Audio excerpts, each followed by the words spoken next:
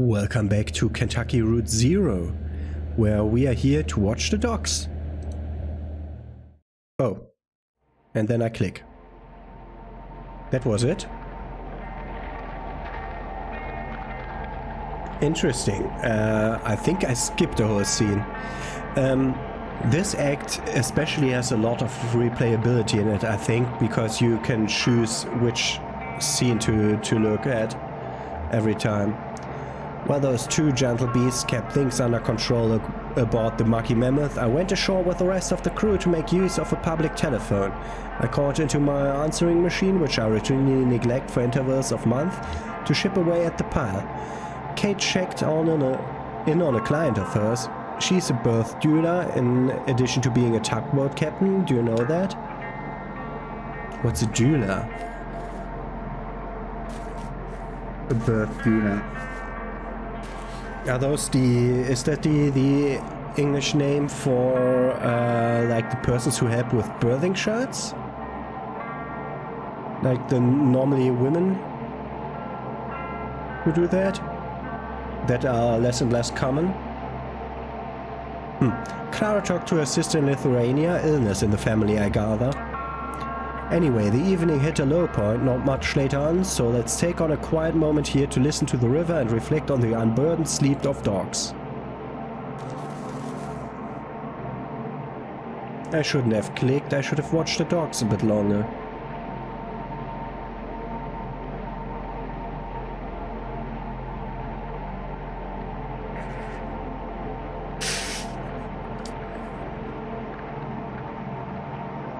And that's a factory dog kind of thing?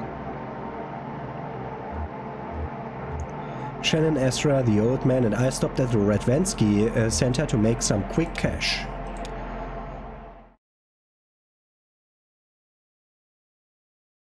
Scene 5.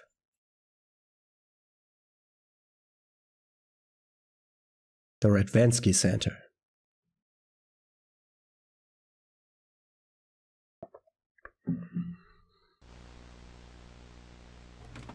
Ah, security camera. Good morning. Bex isn't feeling well, long night. Poor kitty. What are you watching? Security tape from last night. Daryl left the lights on again. Should we slash his tires? I'll leave a stern note on his desk. Spare the rod. What are you doing today? Right, this is weird, you know that old vending machine? The one that only has tomato juice? No, the old one they just stopped refilling. Remember we rolled it out onto the dock last August and some scavengers stripped it for metal at the middle of the night? Daryl cut his hand cleaning up after them and it got infected, remember? No.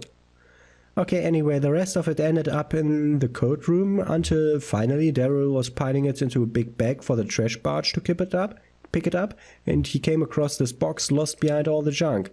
Check it out. This looks old. Yeah, there's a bunch of videotapes and completed questionnaires. I looked up the reference number and it's never been processed, so I guess that's what we're doing today. There's no date on it, we'll just have to make one up. Unless there's some footage of a calendar or something in here. I guess these are the old tests before we started doing the video exit interviews. That's annoying. Yeah, let's see how did we do this. I'll run the tape, you interpret the questionnaire and I'll type it up. And we're changing the tape. We can look around. Books. The modernist bookshelf with a fancy vintage turntable, so ostentatious, so Daryl. What, that was my bookshelf? Oh no, but you grew out of it or something, right? It ended up in the lab somehow. I keep my books in a pile now, it's easier to find what I'm looking for. Never, what shelf is that book on? Only, well, it's somewhere in the pile. Shelves work better. Pragmatic.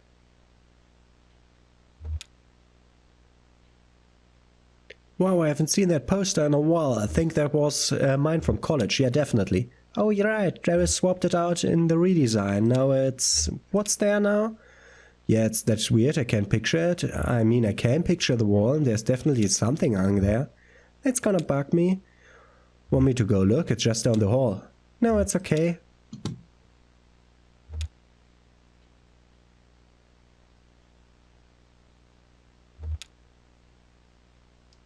And we did sit down in the waiting room.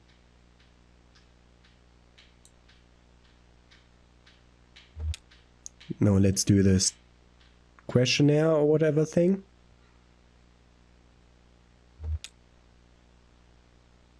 There should be some basic information and the first control test. Subject's general disposition. Why are you here?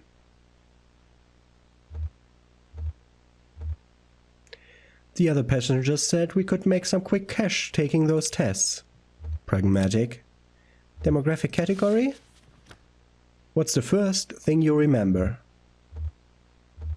A birdcage. Mid-20s? Mid-20s? Do you think we should use the old categories or the new categories? Alright. Will the computer even still take the old ones? They're still in the menu. Okay, in that case, put in precarious. Sure. Oh, I forgot. Name? It says Marquez on the file. Oh, Marquez, are you sure? That's what it says. Do you know her? That can't be. No, that's not her. Did she come alone or with a group? I don't know. There's an extended monitoring tape here too. We should check on the dock when she showed up.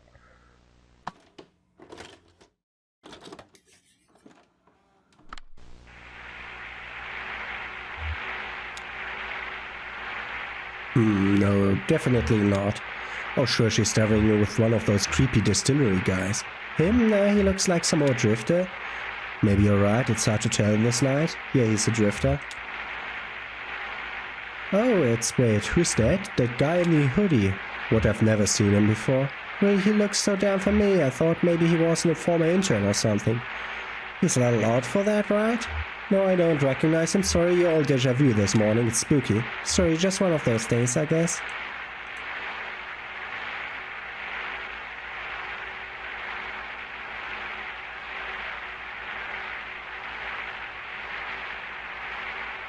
And Conway is just staying there.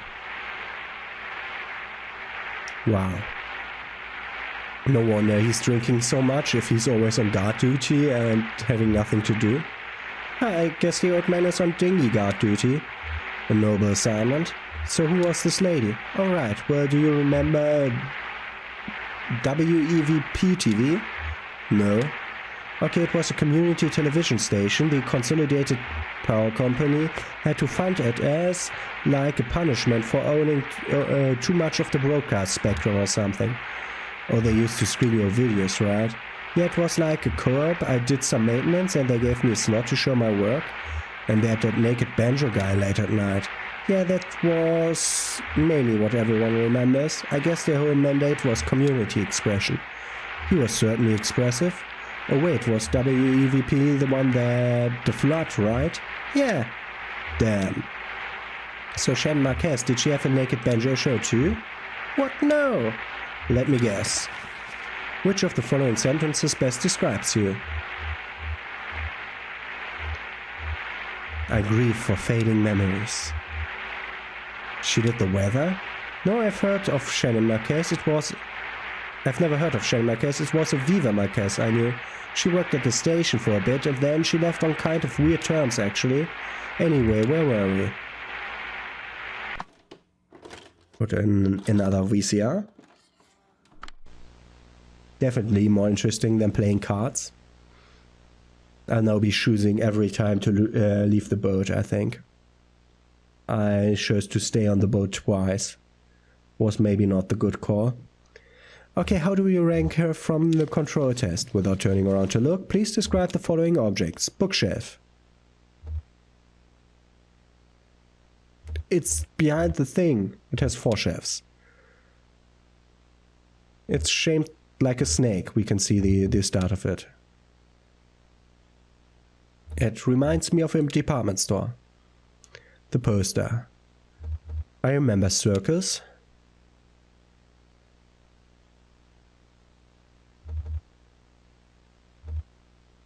I have a poster in my workshop, a vintage advertisement for vacuum tubes. Lighting.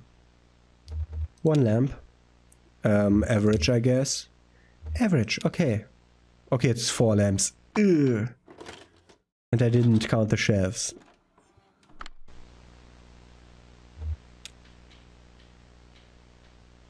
It's that thing. How many pictures did she remember? 2 or actually maybe 3? What? She wrote down orange, strawberry, guava? Guava? I think she meant the pear. Do you say pear or pear here? English language is sometimes a bit off about the EA. The EA is sometimes bear and sometimes here, and I don't know the rules for that. I think it's pear. See, that's why I hate this test. There's so much fruit that basically looks just like other fruit. Oh, guava. Does a guava even look like a pear, though? I don't think I've ever seen a guava. I thought they were pink.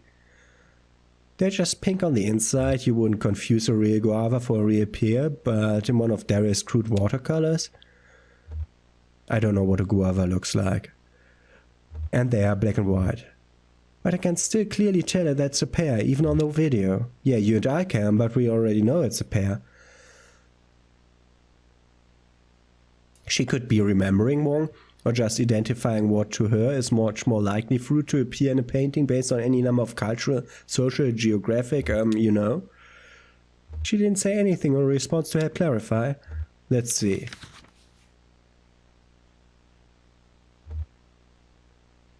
Please describe in detail any sensations that accompany your memory of the pictures. I remember the way the fruit tastes.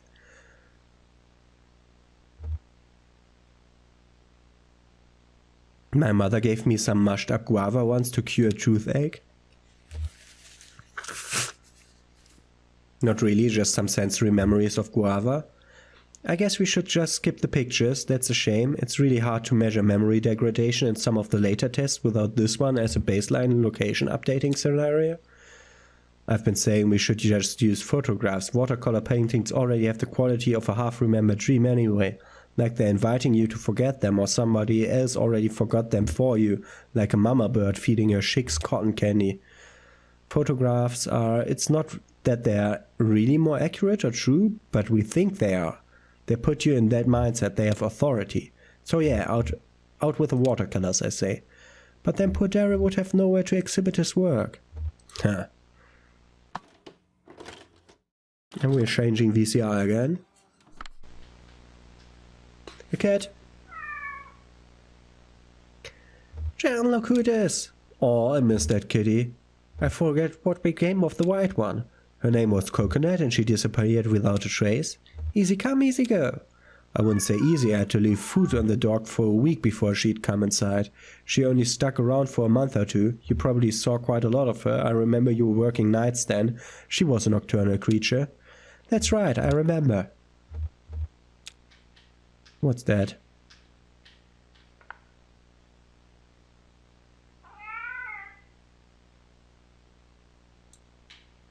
I picked something up. Ah, cat food, most likely.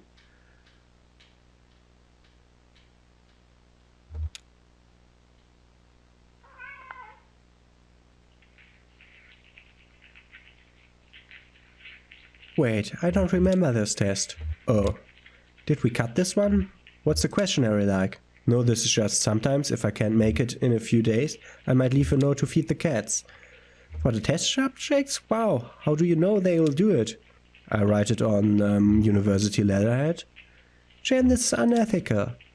At least I don't use university property and research equipment to make weird video art. Very well then, I contradict myself. Haha. I wonder which one is the nobler transgression. I settled that question, it's nobler to feed kitties. Yep, it is.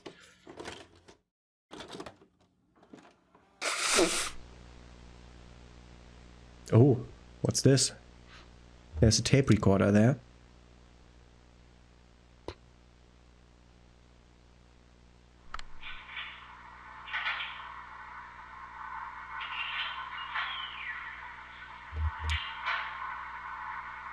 Okay, this is before the CD players. I hope she remembers to rewind. They never did, and Daryl would be in all night, rolling all these tapes back one by one in his little Walkman. He still has that thing. He says he'd use it at the gym, but I think he's just too attached to it old mixtapes. He's so sentimental, our Daryl. These tapes had sounds from my apartment building, did you know that? Oh, I thought it was a stock sounds effect from the library. Yeah, the CDs are, but when it was on tape, Daryl had me borrow a tape recorder from the music department and go collect them myself. He showed me a first draft of the questionnaire. I think some of them are still in here. Like, what were you thinking about immediately before listening to the tape? I was thinking about my cousin. After the tape ended, how quickly did your thoughts return to that subject? I never really stopped thinking about it. Right, I don't really get the point of the question. I think it's just there to set a baseline for the introspection index. So the doors opening and closing, those are all from your apartment? Most of them, yes. Others are from the basement. We have these rows of storage closets down there. None of them are locked or anything, it's just like these weird row of doors. They're not even marked or indifferentiated. You have to keep count as you go and remember which one is yours. Mine is number 8. I went down there a little tipsy once. Sunday cleaning, you know, a few glasses of wine. Anyway, I accidentally opened number 9. It was full of mice, like for a computer I mean. They were all neatly arranged on shelves, organized by some inscrutable quality. Cables tied with Velcro. The neighborhood mouse hoarder. A collector, I think. I guess he lived next door. I told Daryl we should add a question something like, while listening to the tape recordings of doors opening, if at any point you have any expectation or visualization about what might be on the other side of one of these doors, please write it down. Door number 9, I thought it might be a closet. I was just curious, I guess, since it was from my building. Like, I have a strong sense of where these doors lead, just by hearing them. But is that just from my memory, or is it inherent in the sound somewhere? Interesting, you should write a grand proposal. Oh, I wouldn't want to step on any toes, you know, university politics. Oh, there's another extended monitoring tape from the waiting room.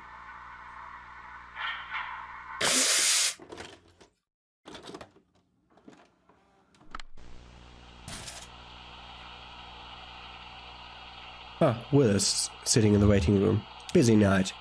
There he is again, sleeping. Where do I know him from? It's going to drive me up the wall. Does he work at the university? Oh, that sounds familiar. Yeah, I think he might have worked there a long time ago, maybe when I was an undergrad. Ah, the Paleolithic. I thought you looked a bit rugged. That's right, Jen. I went to college during the Stone Age. What was your major? Fire? I think he was a professor, maybe staff.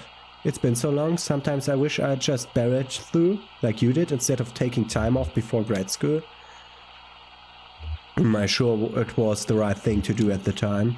Yeah, or the only thing, it was such a mess. Did I ever tell you about that? My boyfriend died suddenly in my last year of college. Oh, poor thing. It's okay, it was a long time ago, but yeah, it really shook me up back then.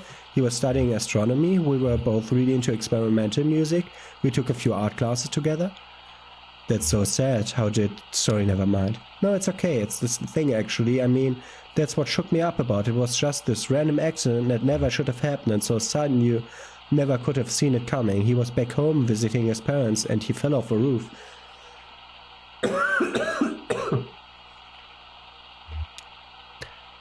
Damn, I know what you mean. You can't predict that kind of, what you call it, freak accident kind of thing. My psychiatrist says that's why I'm such a pessimist. Well, I think you're remarkably upbeat, all things considered. I mean, you know, the thing with your boyfriend and the roof, but also what happened to the TV station. Acts of God. You think? No, I mean, that's what you call it. That's what you say when it's nobody's fault. Changing tapes again? How many tapes do you have? Left. Oh, look, can you read the date? Damn, I can't read it either. May not have been current. I remember for a while we had a calendar up that was like years behind. I think Daryl liked the picture. What was it? Best friends. Every month there was a different pair of animals that were friends. That's adorable. I think I'm going to be sick. You don't remember that? That weird intern brought it in from home. What was his name? Who? Oh, you remember he was like... I mean, we would make fun of him for... Damn, he's almost completely gone from my brain. So many interns coming and going then. I guess I didn't bother even remembering their names. I wonder who was working back when this was recorded. Is there a tape of the monitoring room? Yeah, it is. Oh, before we check that out, did she flip the calendar forward or backward? Backward. Oh weird, they usually flip it forward. I did it wrong.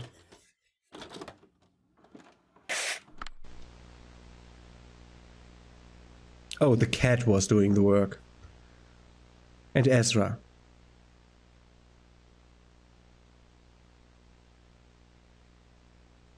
No, Ezra left, because the cat guarded the room.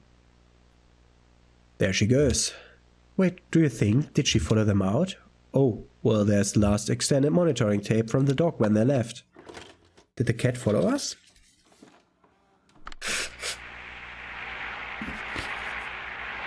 See, Tertiary was one of those distillery guys.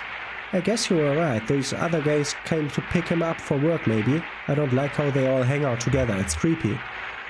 We hang out together and work together. Yeah, but it's not, they're like more than co-workers, I don't know. I just get this awful feeling whenever I see them. Like I knew them once, but not anymore. Like when they make up a dead person to look like an old photograph of themselves. Sort of familiar, sort of strange. Yeah, exactly, there ought to be a word for that.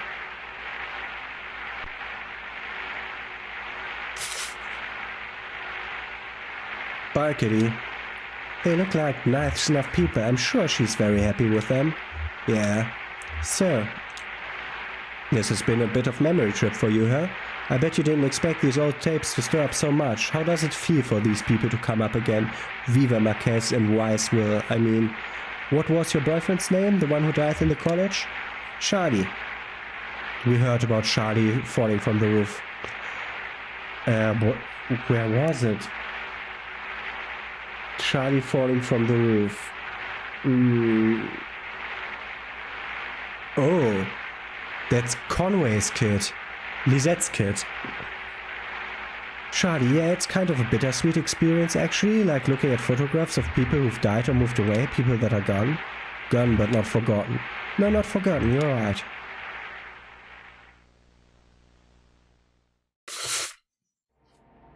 And that took 90 minutes, this scene, as was shown in the lower right of the camera feed.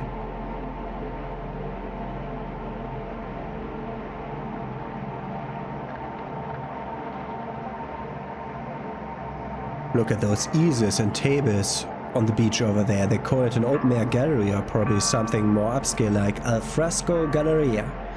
They say it's a popular design in foreign cities like Paris and New York. Paris and New York.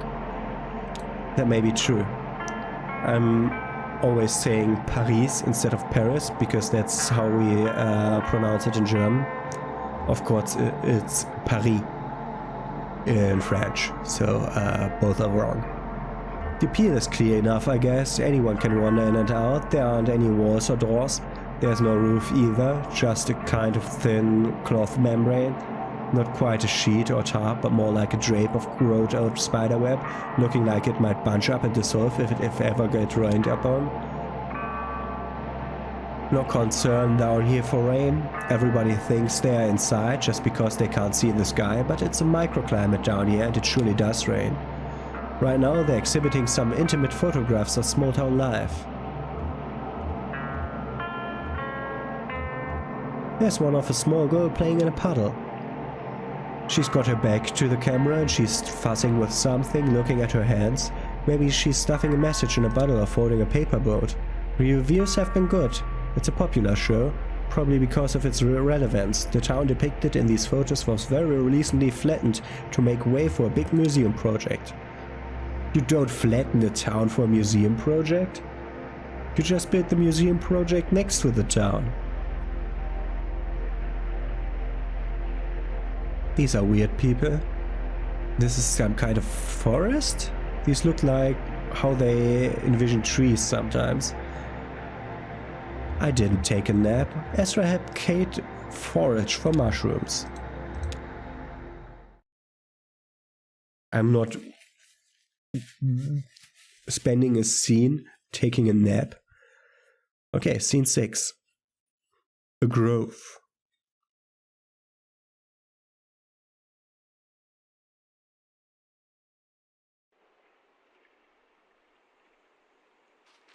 These looks more like underwater plants, but could be what is it called?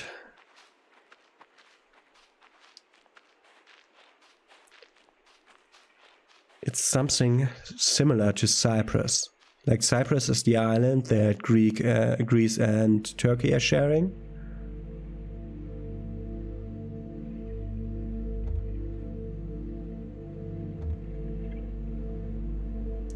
I'm not lighting a second cigarette with the embers of the first one. I'm not like that.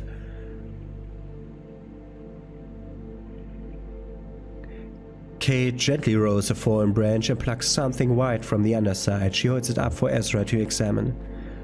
Pluricibella prurigens, the common name is angel wings. Isn't that pleasant? They have a delicate springy texture and they're tasty like sweet moss.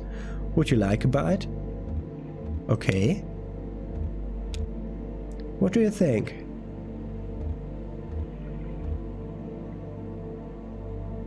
Is it supposed to be spicy? No, just go ahead and spit that out, it's okay. My mushroom hunting mentor told me it's useless to pretend to know mushrooms, they escape your erudition. The more you know about the more you know them, the less sure you feel about identifying them. That's why I always bring my favorite guidebook. Oh, here's an important one to recognize though. Look, see the sort of greenish pallor at the cap? Amanita phalloides. That's Greek. Amanita means mushroom and phalloides means penis mushroom. Interesting. Can you eat it? Only once, it's deadly poisonous. Death cap, that's the common name. It's killed a lot of people, that's this little mushroom, including a few Roman emperors. It's revolutionary, huh? Even the Buddha died from eating a mushroom when he was very old. That's just what they do. Clear away old things, make room for new things. Pretty important, right? I've always thought they deserved a little more respect. Would you like to help me look out for a few more?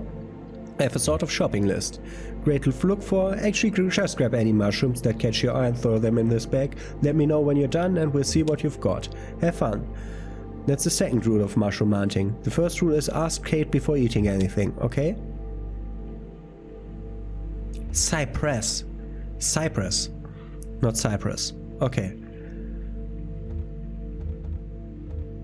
Let's check out the plastic bag.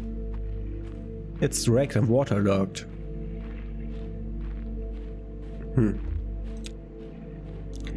He didn't like to play in the house. It was always too cold. It seemed to shore up the cold at night, then slowly discharge it into his bones during the day, while the sun bounced feebly off the windows. But he liked to play in the woods behind the house.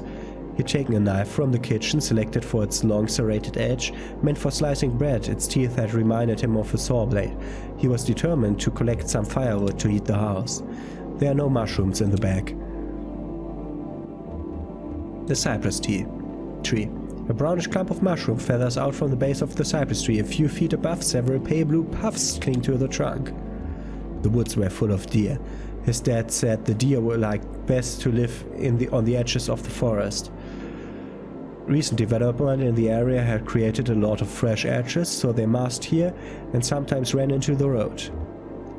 So generally advice with weirdly colored thing in forests that are not like normal, like this blue puffs. There are one of two things. Number one, they could want to attract enemies to eat them, to spread their seeds. Number two, they could be poisonous and warning their enemies of that. But normally poison goes with yellow, so let's eat the blue things. Oh, it's one of them, the pale orbs that cracks open and releasing a fine dust into the air. He felt like the world outside the woods had somehow slipped away while he was gone, and now there was nothing but the woods. He kept going. I'm taking a puffball. And that's it. I can choose only one mushroom. She lit a second cigarette with the embers of the first one. She trembled, sweating a little under a heavy coat. It was warmer near the doors, but she was following directions. No smoking within 25 feet of the hospital entrance. And let's read the rest of the smoking story of scene 5, I think, in the next episode. See you tomorrow. Have a nice day.